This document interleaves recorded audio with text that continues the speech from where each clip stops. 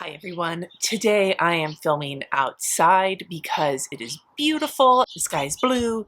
There's no smoke, or at least very little smoke. I actually beat the ash off of my pillows out here. I live in California. It's been quite some time since I've been able to comfortably sit outside for longer than 2 seconds. So I apologize for any background noise, but I'm really happy to be out here.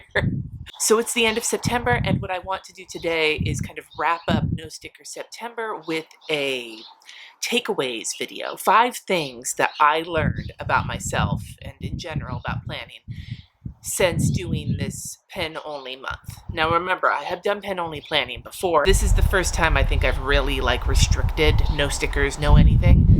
And I've got some takeaways that I thought about, some things that actually surprised me, and I didn't think anything could surprise me at this point. The first takeaway is kind of an obvious one, and maybe all of these are obvious to most of you, but to me, even though it was obvious, there was a difference between intellectually knowing something and then practically actually having it happen consistently for a month.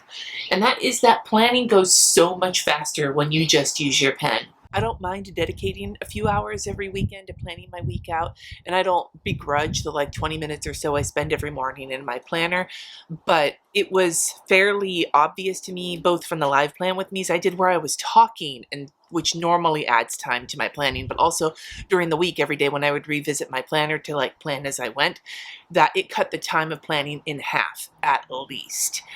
And there is something, I haven't done enough pen only planning in the midst of stickering planning to really have that hammered home. Now again, this is kind of yeah, duh, Cindy, you're not spending as much time putting down washi tape and shit. Yeah, I get that. But at the same time, there was something really refreshing about basically being able to fly through it while still making so many of the same planning decisions, but the decorating decisions came a lot easier. So it's just a reminder to me that even though I'm going to go back to using stickers and things like that like I always do, I need to remember that on weeks where I don't have as much time, or I just really want to fly through it, or really want to focus in on the plans without so much of the decoration being a focus of it, because it is a hobby of mine, but there are some weeks where I really need to buckle down, that a pen only week is likely the best way to go, and that I can still make it look fucking awesome while cutting my time at least in half. Which leads me to my second takeaway,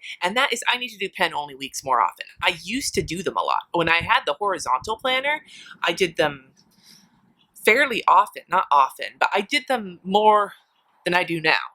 It's been a long time since I've done a pen only one that wasn't some kind of a fuckery plan with me where I, tried to make my planner look as janky as possible. Just sitting down with my pen in my planner has actually not been something that I have done very often, except on the weeks where I'm just scribbling stuff in. But doing a decorative planner week, but with only my pens, is something I need to do more often, because I actually really like doing it. I find it very relaxing. Now, it doesn't mean I'm not going to use stickers or washi tape or anything anymore. It just means that I'm hoping to maybe make it a habit to do it at least once a month, just to keep in the habit of it, because there is something really resetting about it. It feels like it kind of resets my palate. Isn't that what they used to do with fancy meals where you get rainbow sherbet or something and you eat it to I don't know, I saw it in the movies once. You eat the sorbet to cleanse your palate. Well, pen only weeks are my sorbet. Is that a thing? I don't know. Another side effect of the pen only planning month was that it made me want to do more in my bullet journal. Get back into the fun I used to have with bullet journaling. Am I going to do that right away? No. Because right now I am still so frazzled and everything that just making scribbly lists in my bullet journal, I'm looking at it here with my notes on it, but they're not fancy or anything, not doing setups. But maybe for 2021 as a fresh start, I already even have a notebook I think I might use for 2021. More on that later. But it just reminded me, because in the past, the most I've ever done in terms of decor besides stuff that you can only do with your pens and highlighters in my bullet journal is a little bit of washi tape. I've very rarely used stickers in bullet journals in the past. Doing a month of pen only planning made me really want to reconnect with that kind of more interesting bullet journaling experience. So stay tuned for that. When I set out for this month, when I set out to do this pen only month, and I kind of planned it out, I planned out doing like the basics week at the beginning and the color pens and the highlighters and the fancy shit at the end of the month.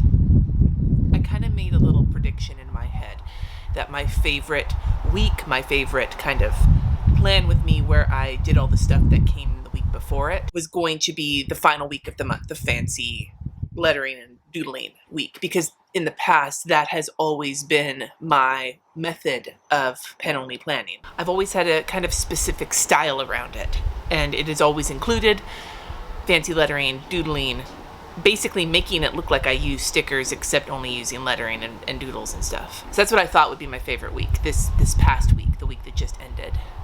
And it wasn't. I got surprised pretty hardcore. My favorite week was my highlighter week, by far. I have used highlighters so often in my bullet journal and in my note-taking and everything else, but not very often in my planner, and I don't think I'd ever dedicated doing a pen-only week with, like, it was taking the lettering out of it.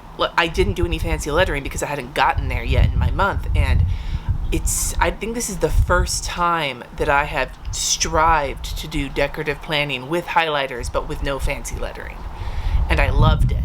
And I will likely be revisiting this again. Will I add lettering? Maybe, but I might just challenge myself to not add lettering. There was something about it that was very satisfying to me, and I am excited to do it again.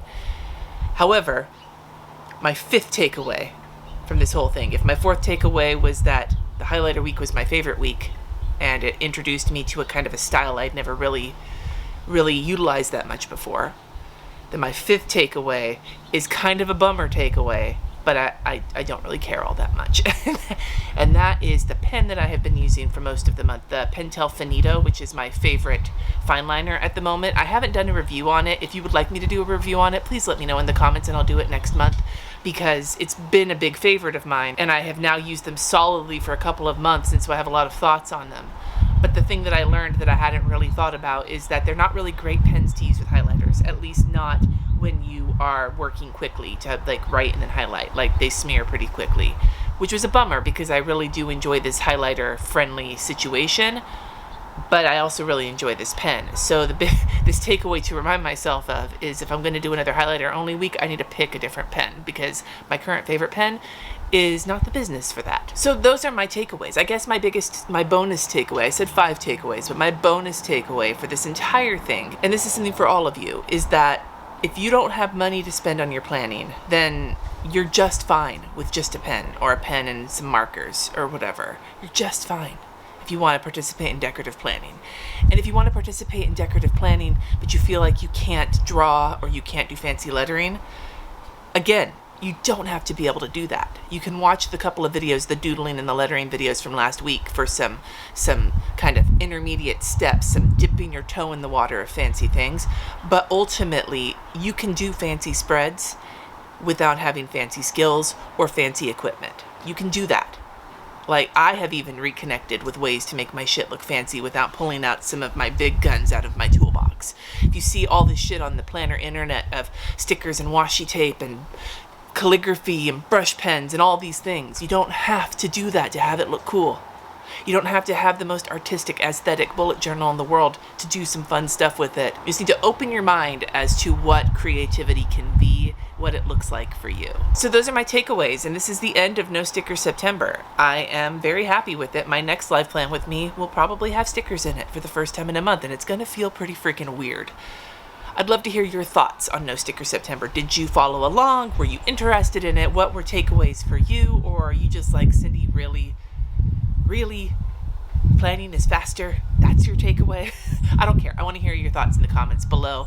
I am so glad that you are here, and while I've got you here, please make sure that you are registered to vote if you live in the United States and you are able, and if you live somewhere else where voting is possible, register as well. I will have a link in the description box that will let you check on your voter registration status if you are in the United States, so that you can make sure to vote when the general election is coming up. It's already started. We got our little California elections pamphlet that explains all the measures that are on the ballot, and, you know, it's important to get involved the best that you can. Stay safe, wash your hands. I think you're fucking great. Subscribe, and until next time, my dudes, peace out.